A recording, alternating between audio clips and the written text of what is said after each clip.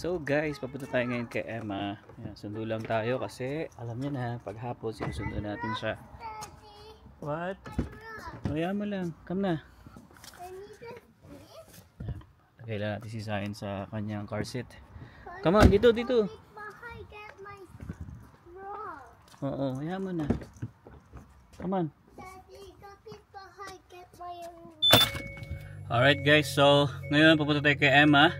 At tayo susundo kasi ang usapan namin lagi guys na Emma pag ganitong Monday, Tuesday is 4:30.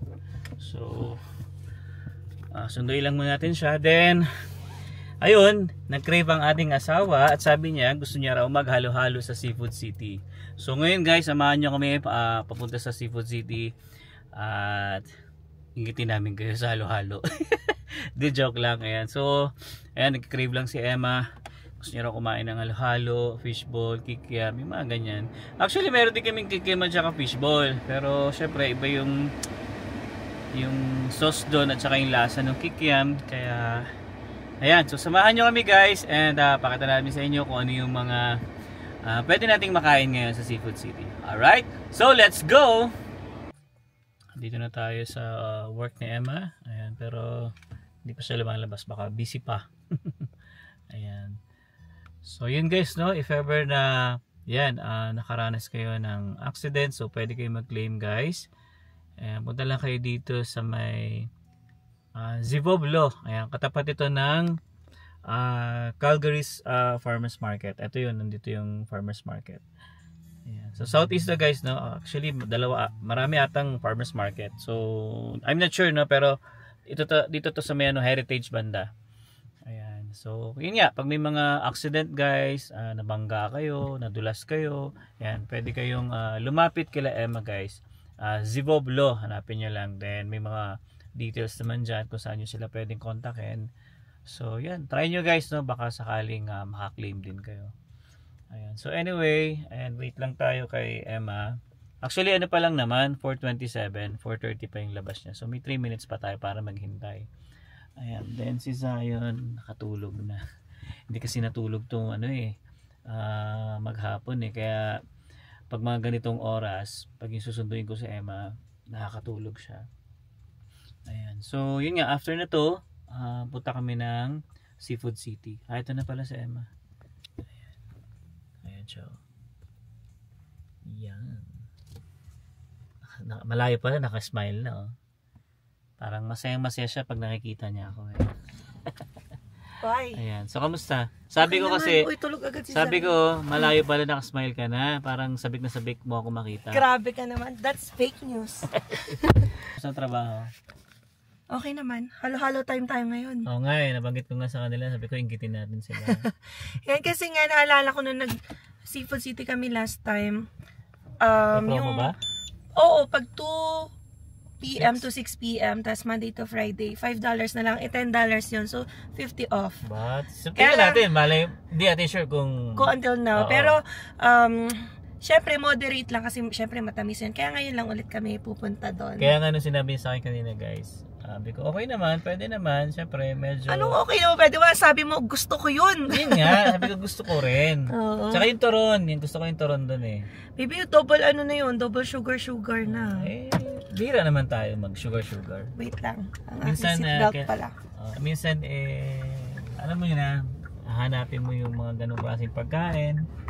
Yun ang maganda dito sa Canada talaga guys, no? Lahat pwede yung nag-crave ako kasi nung kumain kami sa Fiesta Filipino, hindi ko lang i-disclose, mas nasarapan pa rin ako doon sa Seafood City. So, hindi ako na-satisfy, parang nabitin ako sa halo-halo. Kulang yung mga beans, no? Tapos wala ko nakaing saging. Hindi ko na alam kung nakain niya yung saging. Siguro talaga syempre iba-ibang store, pero yun, mas gusto ko. Ayan. Okay naman yung nakain namin sa Fiesta Filipino, pero better pa rin yung sa Seafood City. Tapos ngayon, no, 'di ba? Sale pa $5. Kaya nagulat ako bigla siya nag-message yung pasundo na siya, sabi niya, bibitahan tayo ng seafood. At saka kasi ngayon lang yung fit. Sale daw. Yung fit sa schedule kasi pag 6 PM mo ako susunduin yun kapag pumapasok ka na, tapos na yung promo. So hindi kita niyayaya doon. So since ngayon ay pasok sa schedule, yan maaga tayong makakalabas at uwi. And why not, avail natin yung promo. Wow, may mga ganun-ganun ka. Alright guys, so samahan nyo kaming kumain ng halo-halo. Okay guys, so dito na tayo sa Seafood City. Mukhang nanginginig na si Emma sa halo-halo. Ayan o, Seafood City. May nakita na rin kaming mga tao na may hawak na halo-halo. Mukhang totoo nga. Mukhang totoo nga. Habang ano din, mainit pa ngayon. Mainit pero naka-sweater no. Mukhang totoo nga ang chismis na 50 off pa rin. Tingnan natin guys. Pakita natin sa inyo. Ayan. Feel ko ano na baby, may mga Christmas decor na kasi Vermont. Oo nga eh. Eh no, pagpasok pa lang oh. May mga Christmas lights na tsaka Christmas tree oh. Oh, di ba? Sino nga na ngayon? Walang artista? Ay, may ensaymada oh. Magkano kaya ito? Cheese ensaymada. Dapat may price dito no? Wala eh. O meron din doon ibang brand. Eto guys, oh, kutsinta. Ano nga price? Ay, yan pala. $8. Ito 7. Uy, medyo konti tao ngayon ha. Ito barbecue oh. Oh, parang masarap baby ng barbecue ah. Tingnan natin, saan nga ba ang halo-halo? Tingnan natin. Parang hindi naman baby 50 off. Tingnan mo oh. Ah, having 850 na. Oh, magkano ba dati? 10. Oh. Tanong natin kasi 10 yung dati. Yan din ba yung size? Parang maliit siya. Ay, hindi yan baby. Iba to.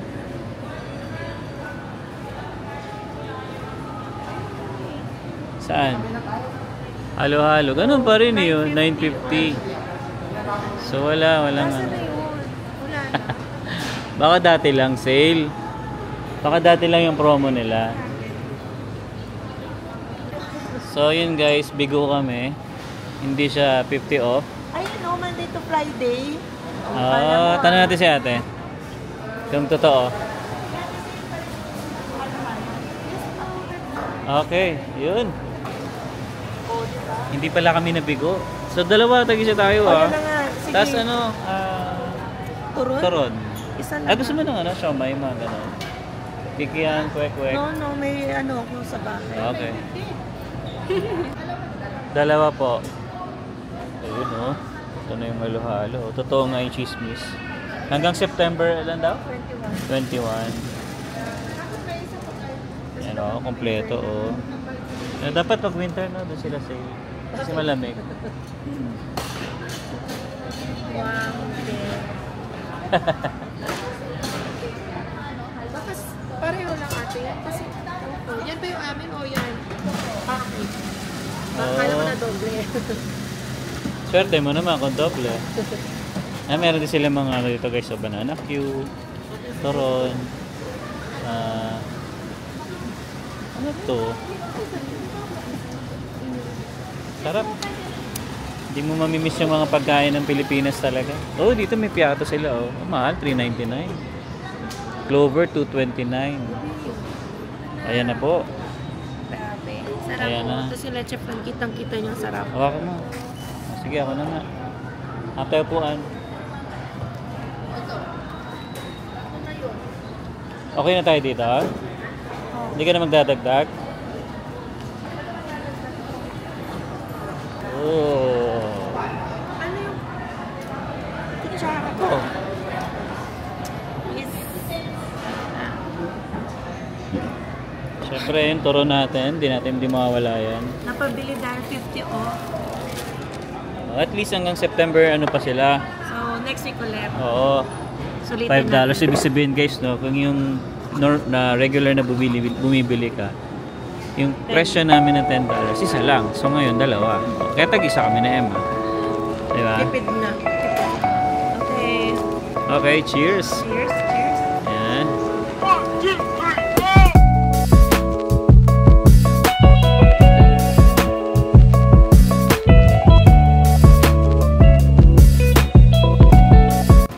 So ngayon guys si Emma, nauna na mamili. Kasi ubos na oh. Ako kalahati pa. Ang grabe. Grabe yung ano ni Emma sa halo-halo. Oh, marami pa laman yung kanya. Ayaw niya kainin oh. Kunin ko nga. Sayang oh. Grabe yung craving ni Emma sa halo-halo ngayon. Tapos, ayan, so bali baka mag-take out na lang kami ng barbecue. Para ulam na rin namin bukas. Yan. Tapos si Emma, naghahanap ngayon ng sili. Kasi ilak niya magluto ng binagoangan na baboy. Yan. So kasi nga guys, diba naalala niyo bumili tayo ng bagoong at saka alamang. So yun. Yun yung balak niya lutuin. Kasi actually niluluto niya naman dati yun. Pero parang siguro twice or thrice niya palang natatry pa mula nang dumating kami dito. Kaya yeah, hanap siya muna doon. Sabi ko mauna na siya para after ko dito, uwi na rin kami. Ayun, nagising ng ating batuta. Gusto niya kasi guys yung balat lang ng turon. Ayan, kinakain na ni Zion. It's yummy, Zion? Yeah? Gusto niya yan eh. Kaya ngayon, hinihimay-himay ko ngayon yung balat. Ayan, gusto niya yung mga ganito. Ayun. So yan guys, nakabili na tayo ng chili. So ito lang actually nakita ko na pwede. $3.23. And then, naalala ko, pwede rin pala ako magpansit gihon. So, i-add na rin to. Kaya mura lang. Ito lang naman yung mga kulang. Isabay ko na habang nandito kami sa Seafood City. And after this one, balik namin bumili ng pork barbecue for our dinner. Pero sabay na kami kakain para hindi na kami bumili ng kanin dito. So at least bagong saing din. And yun, finally, dadaan na lang tayo ng Dollarama for the goggles of Zion. Kasi tomorrow na yung first swimming lesson ni Zion. Yeah! Kakagising lang yan. Are you excited? Yeah! So, hopefully mag-enjoy si Zion, no? Ayan, kasama niya ay si Alwin. Sabi rin ni, sino ba yung nag-remind sa atin na, oo, si Dave, yung friend ni Alwin, na yung mag-a-assist na magulang kay Zion ay dapat naka-shorts din para ready ka rin somehow mag-dive, whatever happens, diba? Habang nag-wash yung parent. Pero during the session, si Alwin nasa tabi na lang daw. So, yan, hanapin ni Alwin bukas yung area, no? Mga papa siya. Kaya sabi ko, pupunta siyang maaga. Ayan, para makasettle na. Tanong na lang doon? Oo, maaga. Alright, later na lang ulit. So, hiring pala dito guys. Oh. Baka gusto nyong mag-apply. Butcher, utility, fish cutter. Oh, ayan. So, ito bibili natin. Spicy pork barbecue. Same price lang din naman pala yun. Yeah.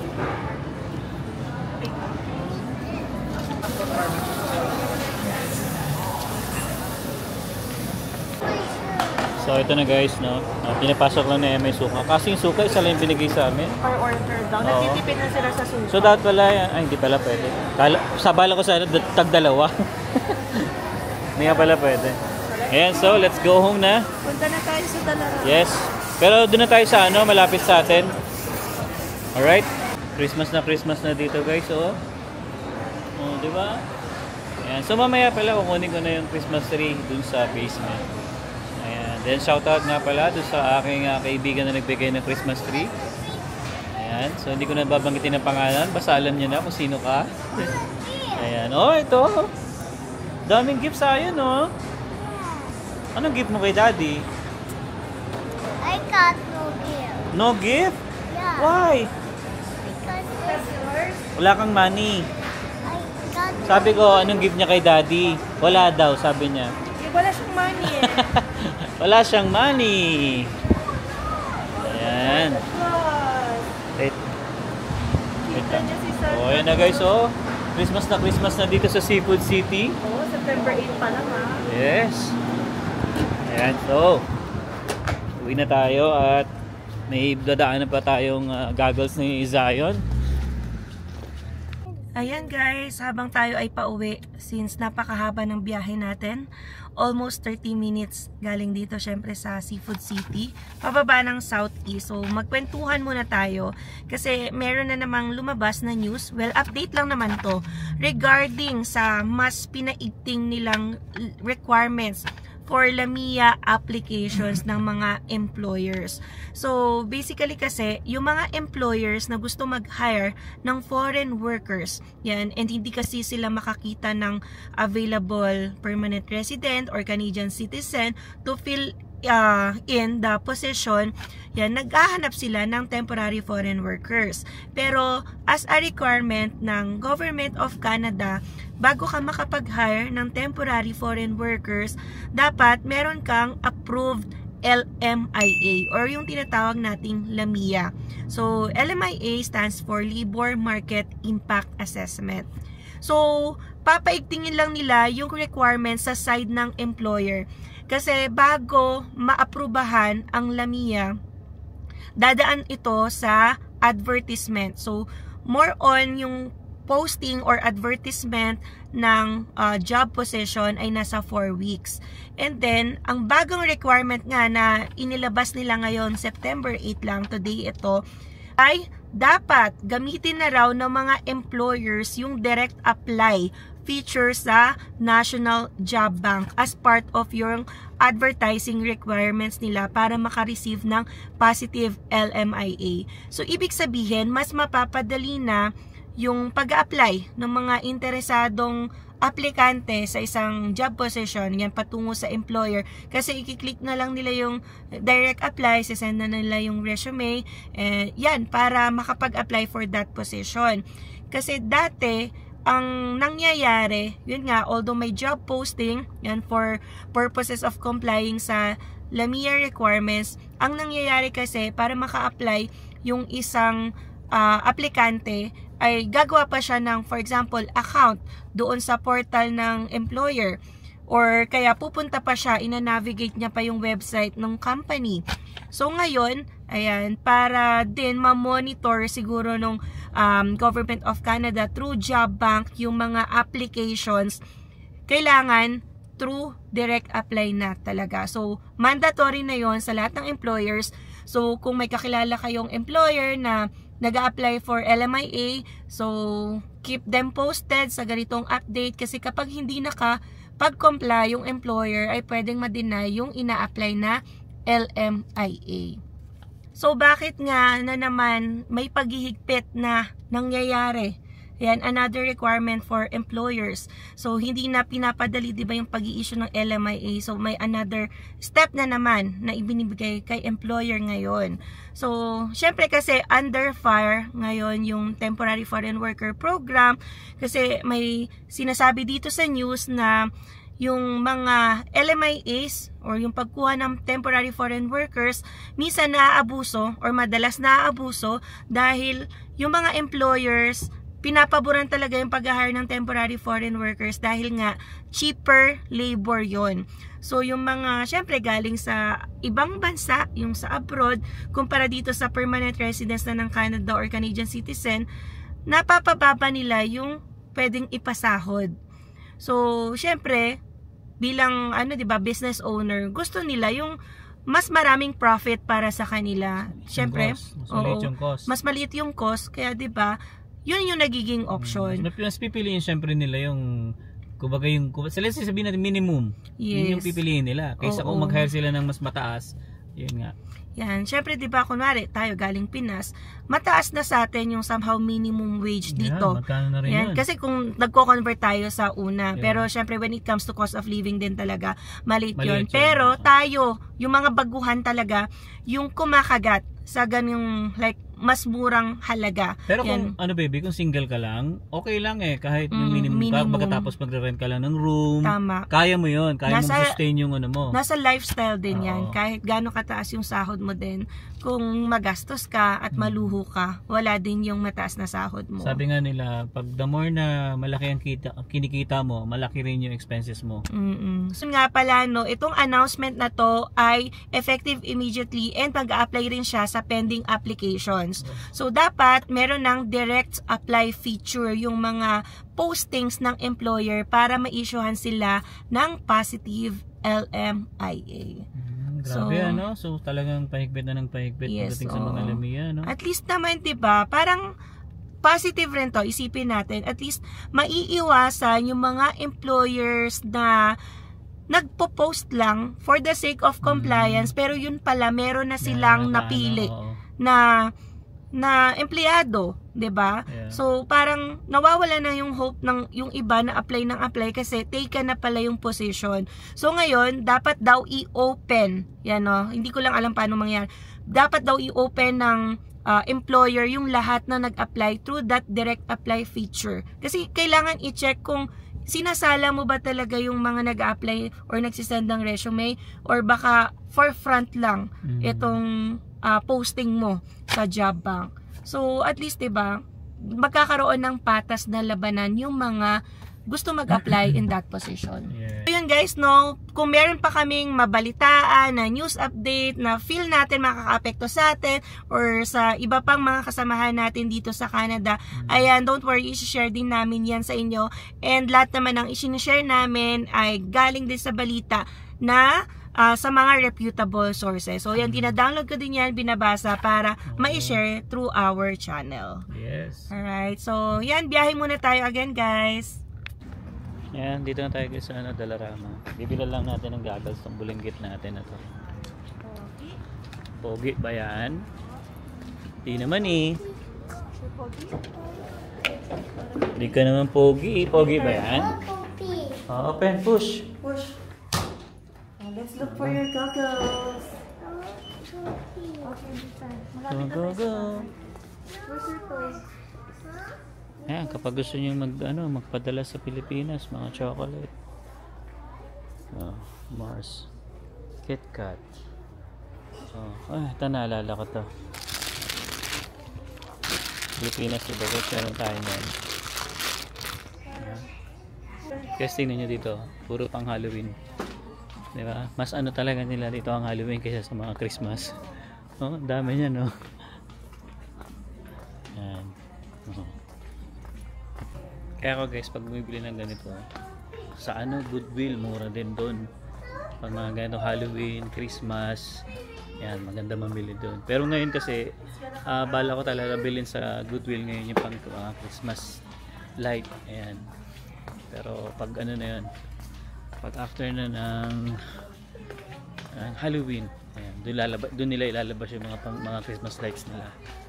Alright, so ngayon, hinahanap namin yung goggles, parang wala.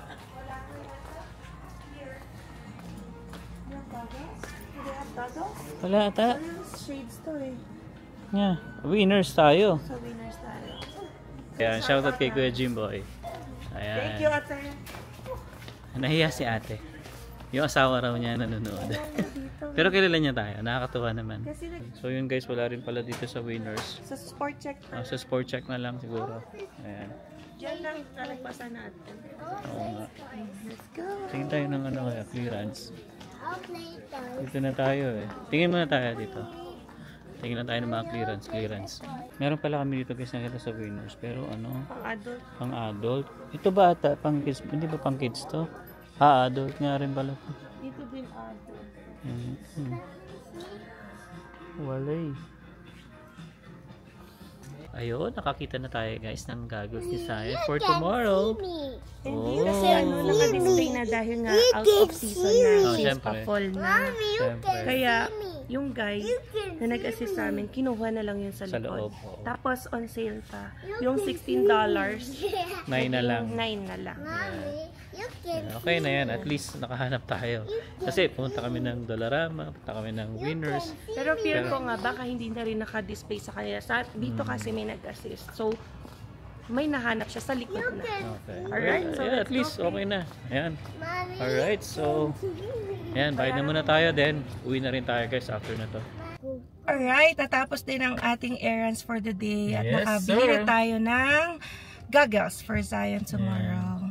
Give me that. So ito yung original price niya guys, $16. So, syempre Speedy doon tayo pa to, sa ah. sale. Yeah, speedy pa to, branded pa. Give me that. Alright, so I think hanggang dito na lang muna guys. Maraming salamat sa pagsama ngayon sa aming gala. Yes. So sa mga hindi pa po nakasubscribe, if you can consider subscribing po, and don't forget to click the notification bell para updated din kayo sa aming latest video uploads. So yeah, we'll see you again on the next one. Peace!